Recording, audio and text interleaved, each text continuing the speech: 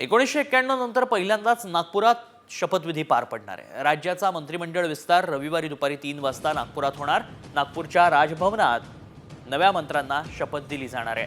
1991 मध्ये शिवसेना सोडून नागपूर अधिवेशनात भुजबळांनी 9 आमदारांसह काँग्रेसमध्ये प्रवेश केला होता आणि त्यावेळी नागपूरच्या राजभवनात तत्कालीन राज्यपाल सी सुब्रमण्यम यांनी भुजबळांना आणि इतर आमदारांना मंत्रिपदाची शपथ दिली होती।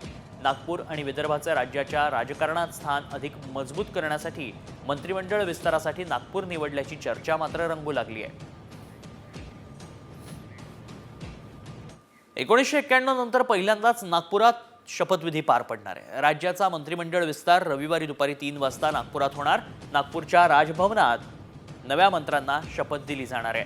1991 मध्ये शिवसेना सोडून नागपूर अधिवेशनात भुजबळांनी 9 आमदारांसह काँग्रेसमध्ये प्रवेश केला होता आणि त्यावेळी नागपूरच्या राजभवनात तत्कालीन राज्यपाल सी सुब्रमण्यम यांनी भुजबळांना आणि इतर आमदारांना मंत्रिपदाची शपथ दिली होती।